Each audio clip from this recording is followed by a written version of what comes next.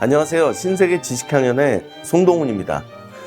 올해 2023년 신세계 지식학년의 주제는 프랑스의 소설가 줄 베른의 80일간의 세계일주입니다. 명작이고 고전이죠. 사람들이 그렇게 표현합니다. 명작이자 고전이란 누구나 한 번쯤은 다 들어봤지만 누구도 읽지 않는 소설이다. 여러분 어떠신가요? 사실 이제 80일간의 세계일주라는 게 한 번쯤은 들어봤을 법한 그런 제목입니다. 근데 막상 읽어보지 않은 사람들이 대부분일 거고요. 더 중요한 건 그 소설이 무엇을 의미하는지를 알고 읽는 사람은 거의 없다라는 거죠. 여행소설이 아닙니다. 모험소설도 아니고요.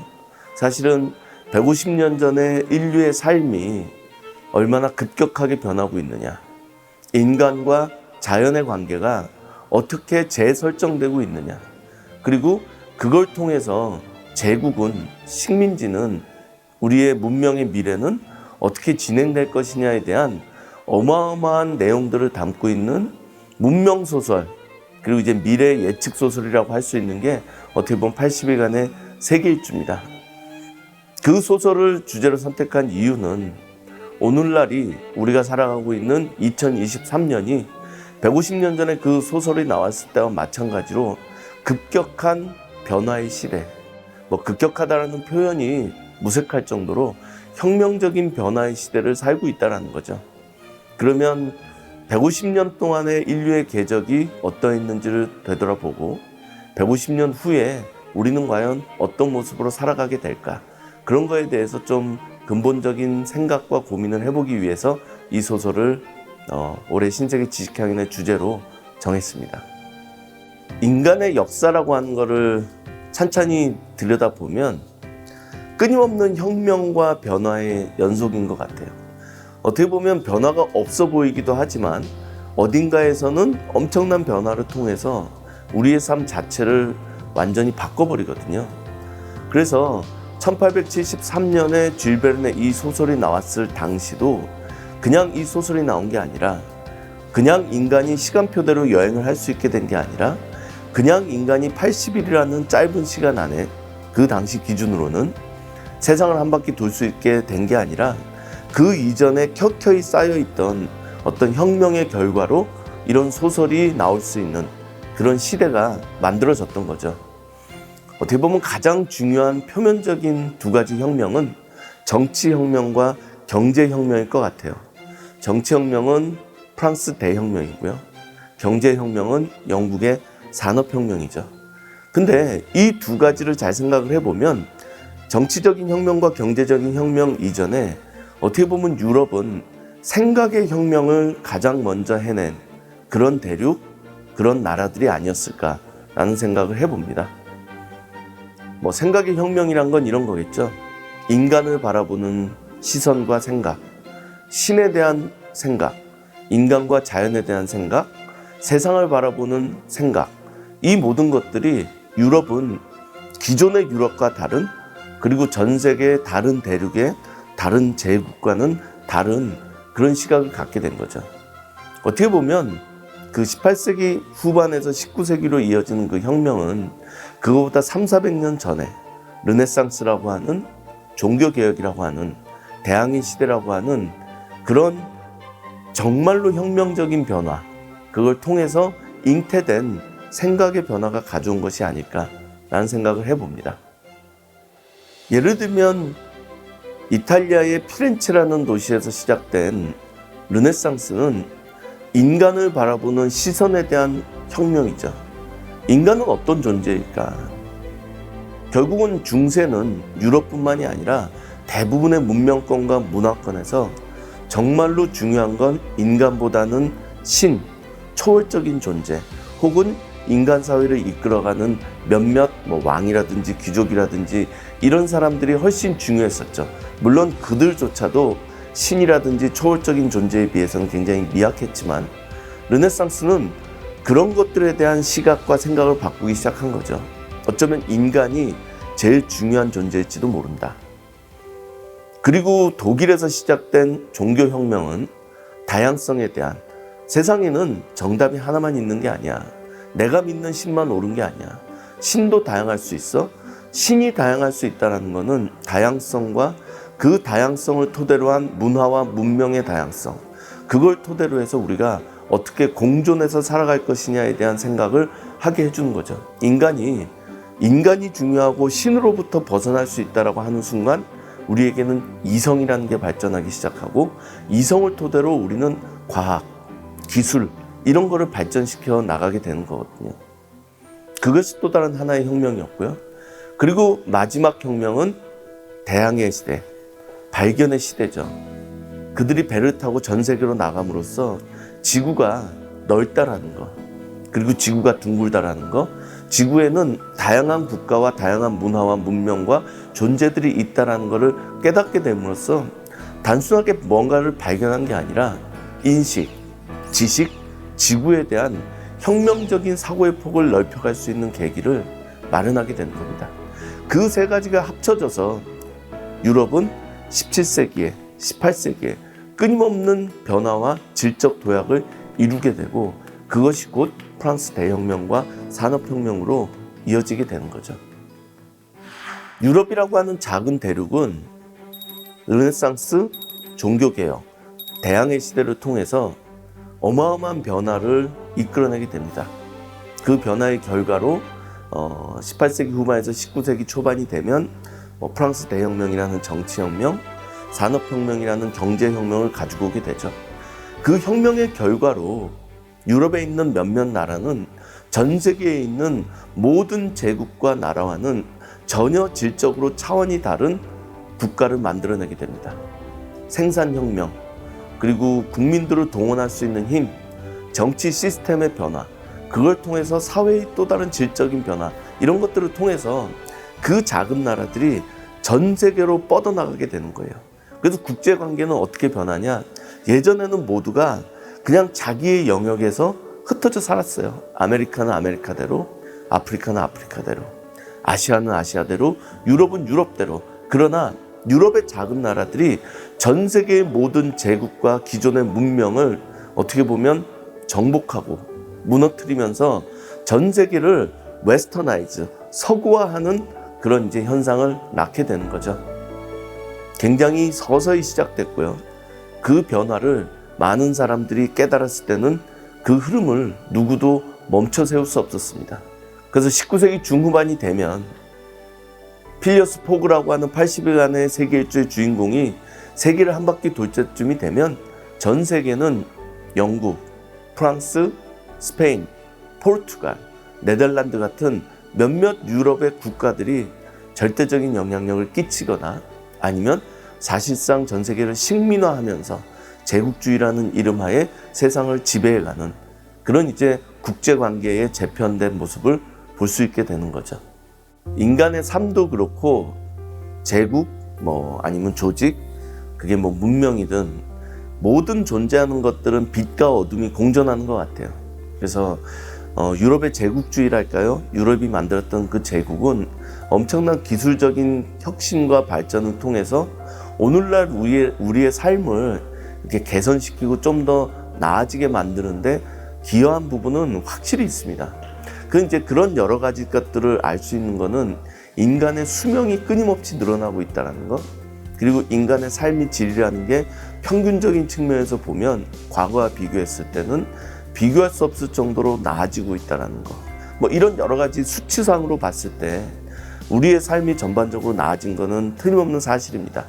근데 이제 빅토르 유고의 소설, 우리가 다 알고 있는 레미제라블이라고 하는 소설에 보면 그 퇴역한 정치가, 혁명가가 그런 이야기를 하거든요. 혁명은 무지막지한 폭력이다. 결국은 그 시대를 살아가는 사람들한테는 엄청난 고통을 주지만 결국 그 시대가 지나고 나면 그 시대의 산물이 우리에게 진보와 발전을 가져다 줄 거다라는 이제 그런 대목이 나오는데, 저는 이제 그 대목에 굉장히 주목합니다. 결국은 그 시대를 살아갔던 사람들한테는 엄청난 폭력과 피해와 고통이 수반될 수밖에 없는 거죠. 그래서 유럽의 제국주의라고 하는 거는 결국은 전 세계적으로 식민지를 낳게 되고 그 가운데 수많은 폐해를 낳게 되죠. 노예 무역이라든지 노예 제도라든지 이런 것들도 대표적인 거라고 얘기할 수 있습니다. 그렇게 많은 이 혁명적인 변화는 폐해를 낳습니다. 어떻게 보면 오늘날은 더 빠르게 변하고 있죠. 그건 무슨 얘기냐면 더 많은 혹은 우리가 대체할 수 없는 어떤 피해가 우리에게 일어날 수도 있다는 거죠. 뭐 대표적으로 많은 사람들이 요즘 얘기하는 환경 문제도 있을 수 있고요. 그리고 전 세계적인 차원에서 급격한 빈부격차도 얘기할 수 있을 것 같고요. 그래서 이제 그런 여러 가지 문제들이 일어날 텐데 그런 것들을 우리가 유연하고 신속하고 그리고 바르게 잘 대처하지 않으면 결국은 앞으로 펼쳐진 미래가 그닥 밝지 않을 수도 있다. 소수만 행복하고 다수는 이 변화를 그렇게 즐겁게 혹은 기꺼이 받아들이지 못하는 세상이 될 수도 있죠. 근데 그런 세상은 또 좋은 세상이라고 얘기할 수는 없지 않겠어요? 그래서 80일간의 세계 일주를 모티브로 한 역사적인 변화가 우리에게 생각할 거리를 던져주는 것은 우리가 더 바른 방향으로 변화할 수 있도록 생각을 하고 머리를 맞대고 이렇게 실천을 통해서 바꿔나가야 된다. 이런 거 아닐까 싶습니다. 예를 들면 우리가 이제 문학이라든지 영화라든지 그런 것들을 좀 이제 문화라고 하는데 문화는 시대 상황과 우리의 생각을 반영하는 경우가 굉장히 많거든요. 옛날을 보면 예를 들면 뭐 80년의 세계 일주 시대나 이럴 때 보면 그러면 미래를 그릴 때 굉장히 희망차거나 어떻게 보면 밝게 바라보는 경우 우리는 좀 더 유토피아를 건설할 거야 라는 쪽의 어떤 긍정적인 작품들이 좀 더 많았던 것 같아요. 근데 어느 순간부터 요즘도 특히 그런데 미래를 밝게 바라보는 어떤 작품은 생각보다 많지 않다. 다 미래는 굉장히 어둡고 위기고 생존을 위해서 인류가 약간 이제 싸워야 되는 이제 그런 것들이 많거든요. 그럼 결국은 그게 우리가 오늘날 생각하기에 미래가 그렇게 밝지만 않다라고 생각하는 쪽이 훨씬 많은 거 아닐까. 그러면 그거는 우리가 다시 한번 생각해보고 그렇지 않은 미래를 만들기 위해서 노력을 해야 되는 시점인 거죠. 이 1872년에 신문연재로 시작돼서 1873년에 책으로 나오게 되는 이 80일간의 세계일주라고 하는 소설의 세계관, 그 소설의 줄거리 혹은 거기에서 주인공들의 어떤 생각과 시각을 바라보면 그 당시 유럽인들이 가지고 있었던 세상을 바라보는 관점이라든지 본인들을 평가하는 시각이라든지 미래에 대한 생각 같은 것들이 잘 담겨져 있는 것 같아요. 어떻게 보면 끊임없는 자신감이죠. 우리가 옳고 우리가 뭔가를 할 수 있고 우리가 이끄는 이 세계는 더 좋아질 거야.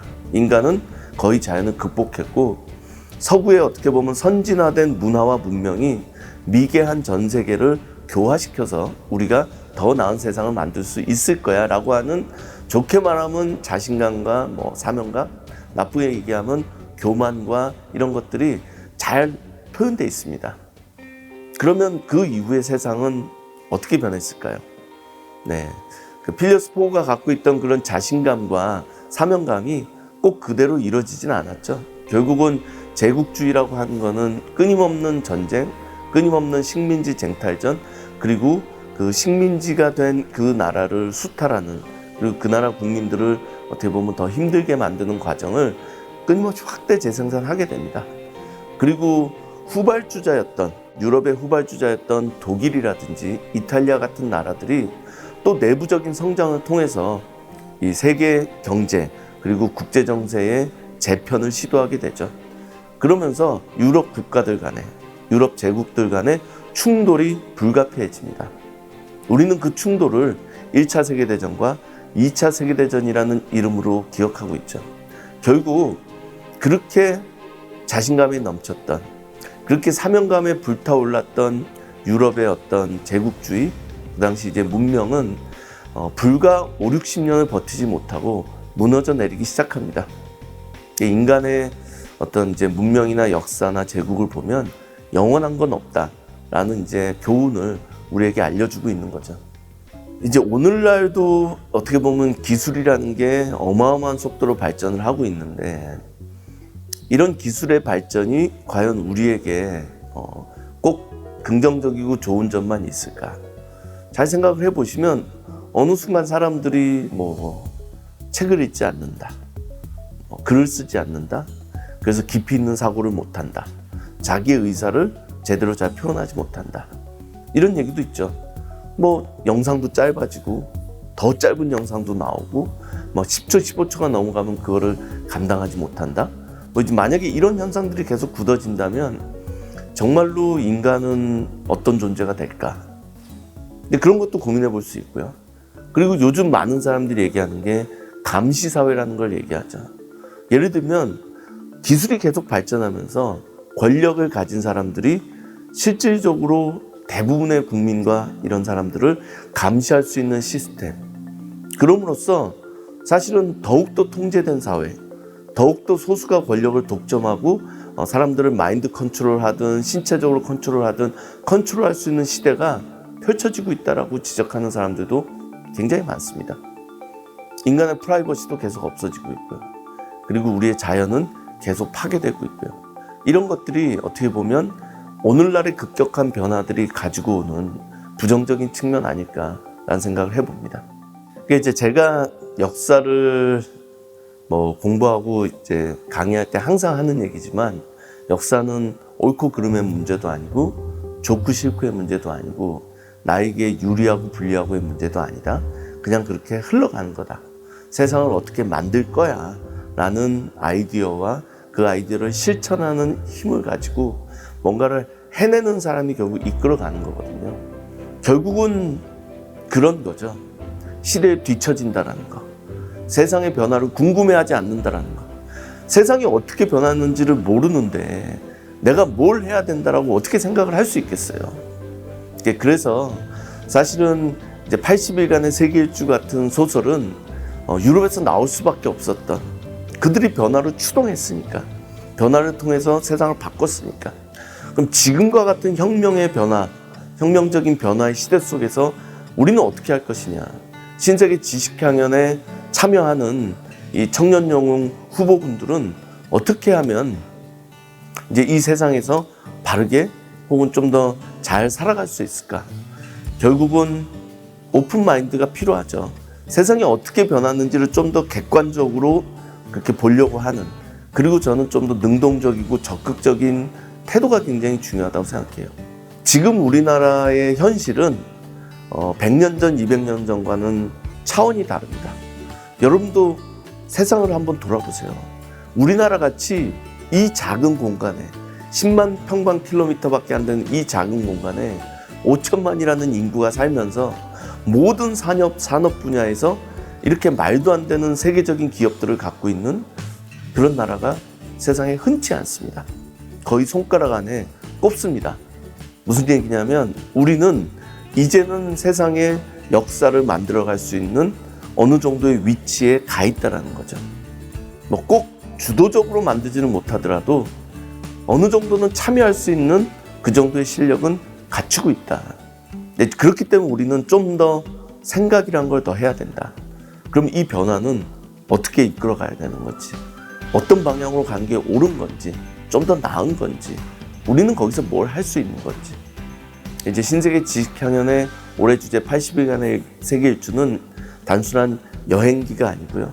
그 여행기를 통해서 우리는 정말로 지금의 문명 그리고 미래의 인류는 어떤 방향으로 갈 것이냐, 가야 되느냐에 대해서 좀 더 생각해 볼 수 있는 그런 기회를 제공하게 될 겁니다.